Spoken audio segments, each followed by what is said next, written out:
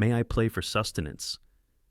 The hesitant whisper of the 12-year-old girl resonated through the grand foyer of the Continental Hotel, piercing the sophisticated hum of conversations like a shard of glass.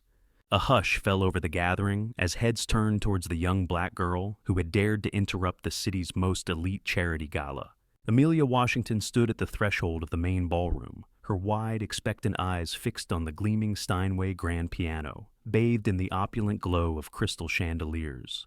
Her simple, slightly oversized attire stood in stark contrast to the designer gowns and impeccably tailored suits surrounding her. She clutched a well-worn backpack to her chest, as if it were a bulwark against the opulent world she had entered. "How did this child gain entry?" A woman with platinum blonde hair murmured, her grip tightening on a champagne flute. "Where is security?" The event, ironically, was a fundraiser for underprivileged youth, a fact not lost on Amelia, who had spent the preceding week seeking refuge in various shelters. She had overheard talk of the gathering while passing the hotel earlier, and an insistent impulse had drawn her inside. Victoria Sterling, the event's orchestrator and heiress to a considerable family fortune, approached with deliberate grace. At 45, she personified the city's social stratum, educated, polished, and possessing an unshakable conviction in her own moral rectitude. "My dear child," Victoria began, a condescending smile gracing her lips. "This is hardly an appropriate venue for you. There's a McDonald's just 2 blocks away." "I only wish to play," Amelia reiterated, her voice now infused with an unexpected resilience. "Just one piece in exchange for a meal?" A ripple of amusement spread through the assembled guests. "She believes she can play the piano," scoffed a gentleman in a navy suit. "She likely doesn't know a C from a G." "It's rather sweet how imaginative these children are," added another woman, shaking her head with feigned commiseration. "They watch a film and imagine they can achieve anything." Yet Amelia did not falter. There was an inherent dignity in her bearing, a quiet confidence that seemed incongruous with her circumstances, as if she possessed an understanding invisible to the others. Dr. Robert Chun, a celebrated pianist and esteemed adjudicator of national competitions, observed the scene from the rear of the hall.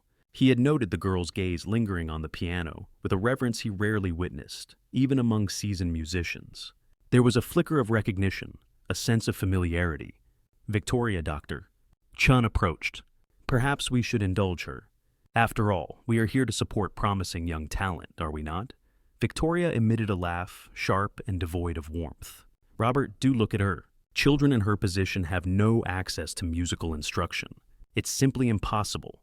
What eluded them entirely was that for the first 8 years of her life, Amelia had resided in a home where music was as vital as respiration. Her grandmother, a classical pianist whose recognition was stifled by the racial prejudices of her era, had been Amelia's sole instructor. Upon her grandmother's passing and Amelia's subsequent entry into the foster care system, she carried with her not only the profound sorrow of loss, but also a talent she herself was only beginning to comprehend. While the assembly regarded her with disdain, Amelia remained steadfast, exhibiting the quiet fortitude of one who had weathered far greater tempests and learned to draw strength from her vulnerability. Her fingers twitched unconsciously, as though tracing an unseen melody, a habit cultivated to find solace during life's most trying junctures. If you are finding this narrative of resilience and justice compelling, please consider subscribing to the channel to discover how a simple, innocent plea is poised to silence a room rife with prejudice and unveil a talent destined to redefine their very notions of human potential. Victoria Sterling clasped her arms, a theatrical laugh escaping her lips as if presented with the most ludicrous jest. "Very well, my dear," she declared, her tone laced with patronizing amusement. "Since you are so insistent, let us strike a bargain. You may play, but under specific conditions." The crowd drew nearer, sensing the prelude to a spectacle of calculated cruelty. Victoria relished being the focal point, particularly when afforded the opportunity to showcase her perceived moral superiority to her peers. "Firstly," Victoria announced, raising a flawlessly manicured finger, "you shall perform but a single piece, and we shall select it. Secondly," she continued, pausing for dramatic effect, "should your performance be deemed adequate, I shall personally provide a full dinner. However," she concluded, her voice dropping to a theatrical whisper, "should you fail spectacularly, as we all anticipate, You will depart immediately and cease to trouble respectable society." "How utterly heartless," an elderly woman at the back of the throng murmured, though her voice was lost amidst the approving chuckles of the other attendees. Amelia remained immobile, her gaze fixed upon the grand piano. A confluence of memories and present realities swirled within her mind. She could almost hear the gentle admonition of her grandmother Betty. "When people seek to diminish you, my dear, let the music speak in your stead. Music never deceives, and it knows no prejudice." "I accept," Amelia responded, her voice clear and unwavering. "Doctor," Chun observed, captivated. There was an intangible quality to the girl's posture, the way she regarded the instrument, that profoundly intrigued him. In his 3 decades of appraising pianists, he had developed an unerring instinct for recognizing genuine artistry. And something about this child sent a shiver of anticipation through his expert senses. "Splendid!" Victoria exclaimed, clapping her hands together. "Now for the music." Her eyes scanned the assembly, searching for the most challenging and potentially mortifying selection. Her gaze landed on James Morrison, a pianist of modest talent who performed in local establishments. "James, my dear fellow, what piece would be most fitting for our burgeoning artist?" James grinned mischievously. "Beethoven's Für Elise, perhaps. Anyone who has ever touched a piano at least once attempts that one. If she truly possesses any skill, she should be able to manage it." The suggestion elicited a fresh wave of laughter. While Für Elise might be perceived as a simple piece by novices, its flawless execution demanded refined technique and years of dedicated practice. It was an ingenious trap. If Amelia possessed only rudimentary knowledge, she would attempt and fail spectacularly. If she knew nothing, she wouldn't even be able to begin. An exquisite choice, Victoria applauded. A piece that any child who has ever taken a piano lesson should know. There are no excuses for failure. Amelia inclined her head and approached the piano. Each step seemed imbued with a quiet resolve that stirred a peculiar disquietude in some of the guests at the rear of the hall. There was something fundamentally askew about the scene. A 12-year-old child should not exhibit such profound composure in the face of such deliberate humiliation. As she settled onto the piano bench, adjusting its height with precise, familiar movements, a tremor of apprehension ran down Dr. Chun's spine. Those were not the gestures of a novice. "Remarkable," Victoria sneered to her immediate neighbors. She doesn't even know how to sit correctly. She's probably never encountered a genuine piano before."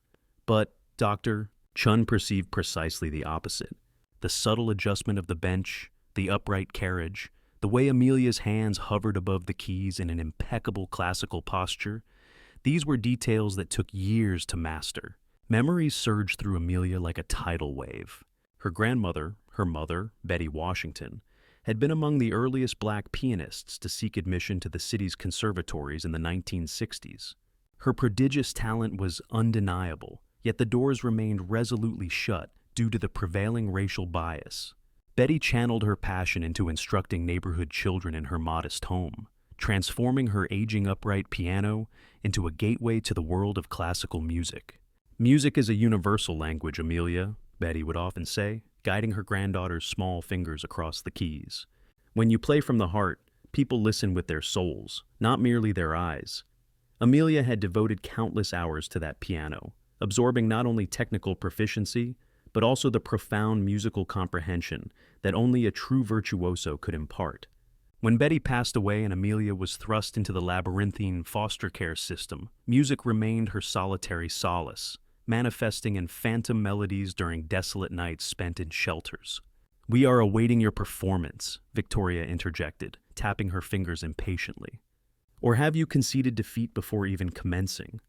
Amelia drew a steadying breath and placed her hands upon the keys. The touch was akin to an electrical current. After months of abstinence from a tangible instrument, the sensation of the keys beneath her fingers felt like the reclamation of a lost piece of her very being. The inaugural note echoed through the hall with a crystalline purity that arrested the attention of several guests. It lacked the hesitant, amateurish resonance they had anticipated. This was a note struck with the assuredness of someone intimately acquainted with every facet of the instrument. Dr. Chun moved closer, his professional curiosity peaked to its zenith. That first note had been executed with flawless technique, precise articulation, perfect sustain, and controlled timbre. indicators that spoke of years of rigorous training. A mere coincidence, Victoria muttered, though her voice betrayed a discernible erosion of her former bravado. Amelia commenced the principal theme of Für Elise, and each successive note that cascaded from her fingertips seemed a small marvel. There was no faltering, no technical misstep. The music flowed with an organic grace, as if she and the piano were unified into a singular entity. Yet, there was an added dimension, an emotional maturity in her interpretation that left Dr. Chun utterly astounded. The nuanced phrasing of the melodic lines, the masterful control of dynamics, the artful deployment of silence as a communicative element, these were the hallmarks of a seasoned artist, not an uninitiated child. The hall descended into complete silence. Champagne glasses remained suspended, motionless in the guests' hands. Conversation ceased. Even the attendants froze mid-action. All were enthralled by the diminutive figure at the piano, conjuring music of unexpected and breathtaking beauty. Victoria felt a burgeoning unease settle in her stomach. This was not unfolding as she had envisioned. The public spectacle of humiliation she had meticulously crafted was morphing into something entirely unforeseen, something spiraling irrevocably beyond her control. As Amelia played, lost in the music that coursed through her like an elemental force, a single question pulsed in the minds of everyone present. Who truly was this girl, and what profound truths was her music about to unveil? As Amelia navigated the intricate passages of Für Elise, Dr. Chun's heart quickened. 40 years of discerning musical aptitude had sharpened his instincts, and the spectacle before him defied all rational explanation. The girl's technical prowess was not merely competent, it was extraordinary. The descending arpeggio, a passage that often confounded even advanced students, flowed from her fingers like a cascade of purest water. Each note possessed gravitas and purpose. Each pause breathed with a mature musicality. Dr. Chun watched spellbound as she manipulated the sustain pedal with the precision of a seasoned concert pianist. "This is beyond belief," he murmured, edging even closer to the instrument. Victoria, sensing the palpable shift in the room's atmosphere, felt the first tremors of alarm. The hum of conversation had vanished entirely. Even the service staff stood transfixed, ensnared by the music that was transforming the hall into an impromptu concert venue. "She must have memorized this piece from a YouTube video," Victoria declared loudly enough to be overheard, desperately attempting to reassert her dominion over the narrative. Children these days just copy everything they see online. But her explanation sounded increasingly hollow. Amelia's performance transcended mere imitation. It was pure, unadulterated interpretation, imbued with an emotional depth that could only stem from years of profound study and, more crucially, lived experience. She had encountered numerous prodigies throughout her illustrious career, from 5-year-olds performing Mozart to teenagers mastering Rachmaninoff, yet rarely had she witnessed such a potent confluence of flawless technique and artistic maturity in someone so young, particularly under such improbable circumstances. Amelia arrived at the piece's crescendo, where the main theme returns with renewed vigor following the dazzling cadenzas. Her hands moved across the keys with a fluidity that bespoke hundreds, perhaps thousands of hours of dedicated practice. Such an intimate rapport with the instrument could not be feigned. Memories flowed through the music like an underground current. Amelia could hear her grandmother Betty's voice resonating across the years. "Music is not merely about hitting the correct notes, my dear. It is about recounting a story that only you possess the capacity to tell." Betty Washington had been far more than an instructor. She was a visionary who perceived the future through her granddaughter's slender fingers. Born in 1940, she came of age in an era when black pianists were systematically barred from esteemed conservatories and concert halls. Her response was to transform her own home into a sanctuary of music, where children from the community discovered that classical music was their inheritance too. "The world will attempt to convince you that certain pursuits are not for individuals like us," Betty would often say, adjusting Amelia's posture on the piano bench. "But music transcends race. It knows no poverty. It recognizes no boundaries. It acknowledges only truth." For 8 halcyon years, Amelia absorbed not only technique, but a profound musical philosophy. Betty instilled in her the understanding that each composer possessed a unique voice. Chopin spoke of yearning, Beethoven of struggle and triumph, Mozart of clarity and joy. More significantly, she learned that her own musical voice was equally valid. When Betty succumbed suddenly to a heart ailment, Amelia not only lost her grandmother, but her entire world. The foster care system severed her from music, from the piano, from everything that lent purpose to her existence. For 4 long years, she carried melodies solely within the confines of her mind, improvising on phantom keyboards in the frigid dormitories of shelters. But now, in this surreal interlude at the Hotel Continental, it all coalesced. Every lesson, every gentle correction, every word of encouragement from Betty flowed through her hands, as if time had ceased its relentless march. Doctor, Chun watched awestruck as Amelia executed the concluding coda of the piece. The way she modulated the dynamics, beginning with a hushed pianissimo and building to a majestic forte, before gently receding to the delicate whisper of the opening, revealed a musical acuity that typically takes decades to cultivate. "Please, tell me you are witnessing this as well," he whispered to a colleague beside him, a professor of piano at the local university. "This child, she is not merely talented, she is a phenomenon." Victoria Sterling felt the very ground beneath her feet begin to destabilize. Her carefully constructed strategy to humiliate a vulnerable child was backfiring spectacularly. Instead of reinforcing her prejudices, Amelia was compelling everyone present to re-examine their ingrained assumptions about class, race, and inherent merit. "This must be some kind of trick," Victoria confided to her closest companions. "No one learns to play the piano like that out of the blue. She must have had expensive private lessons somewhere." Yet, even as she uttered these words, Victoria recognized their desperation.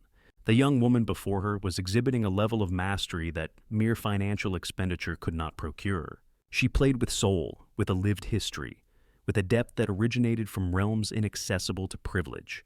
Amelia concluded the final chords of Für Elise with a delicacy that caused several audience members to hold their breath. As the last resonance faded into the profound silence of the hall, she held her hands poised above the keys for a suspended moment, as if hesitant to disrupt the ethereal connection between herself and the instrument. Then, with deliberate slowness, she turned on the bench to face the hushed assembly.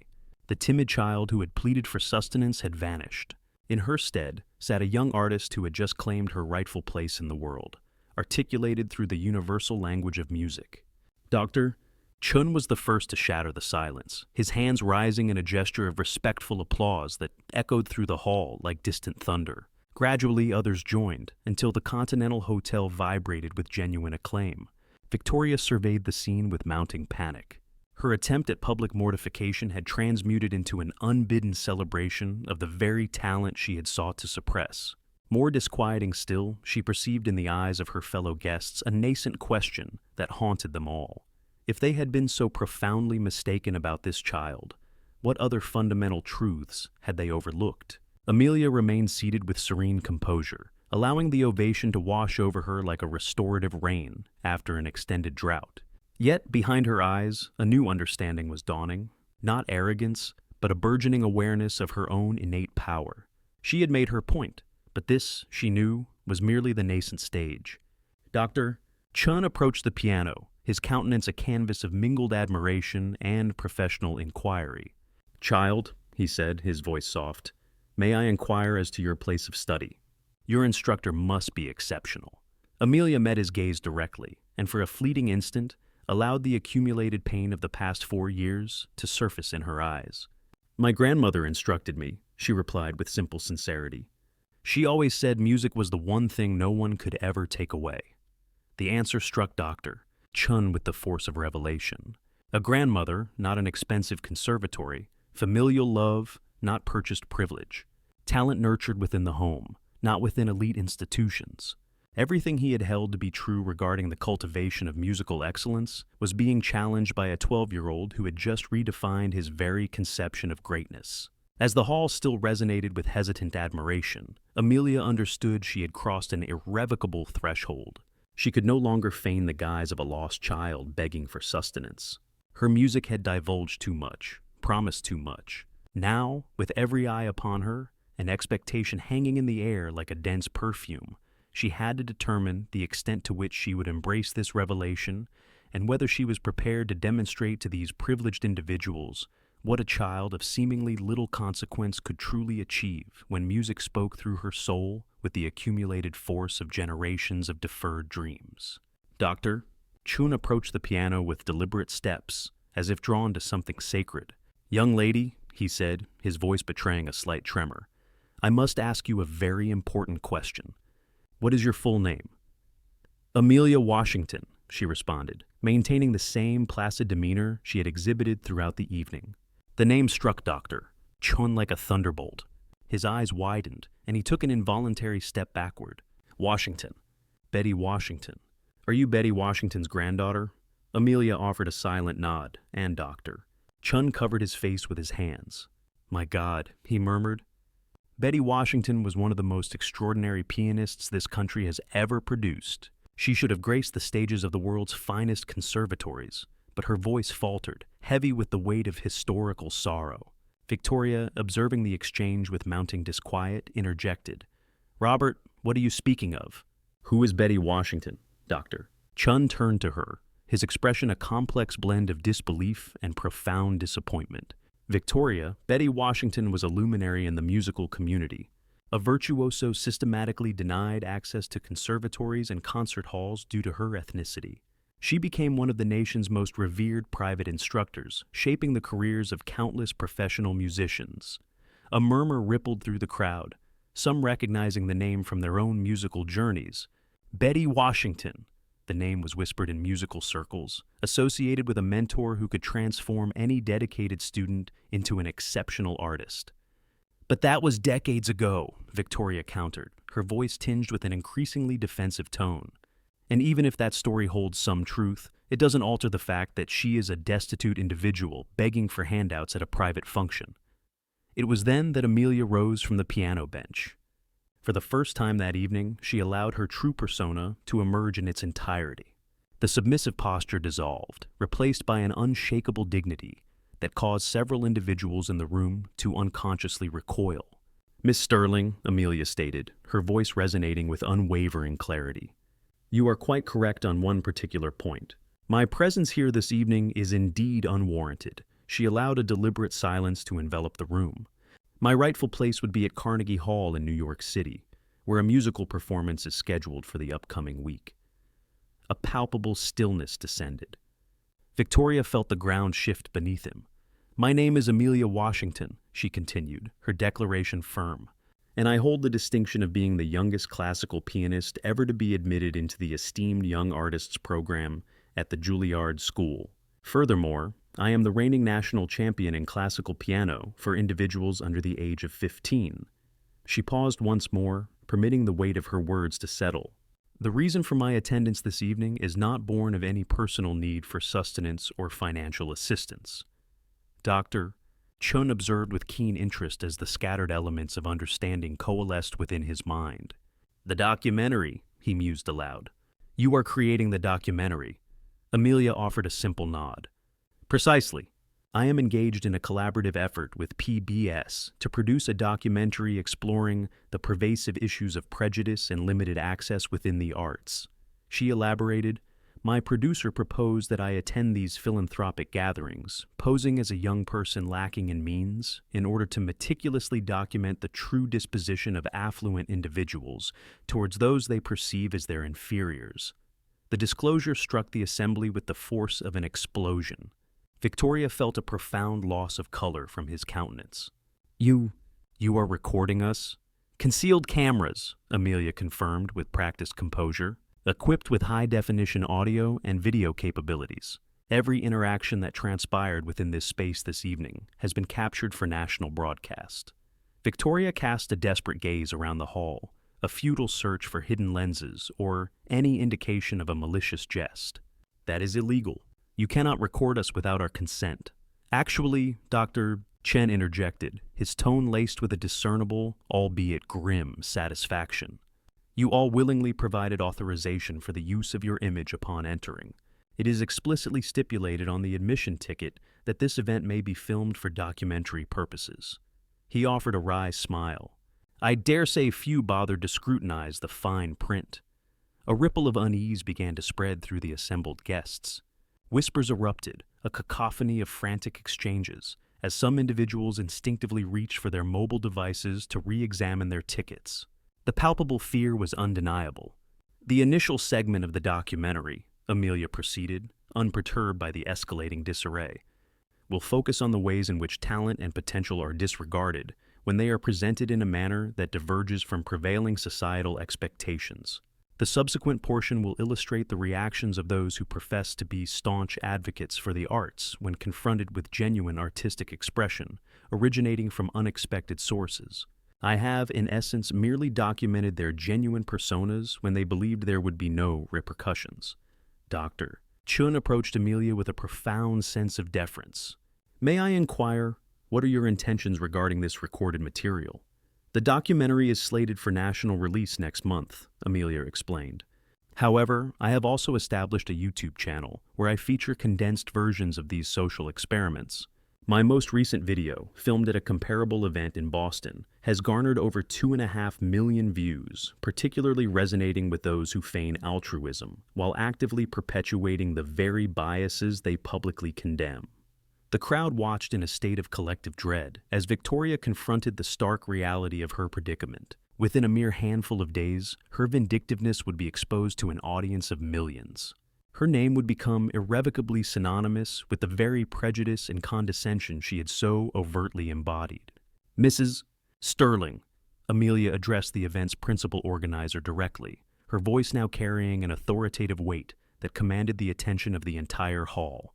Throughout this entire evening, you have repeatedly informed me that individuals such as myself are undeserving of entry into venues like this. You have asserted that we possess no inherent value, no discernible talent, and no legitimate claim to partake in high culture. She paused, allowing her next words to land with their full impact. Tomorrow, the entire world will bear witness to your true character.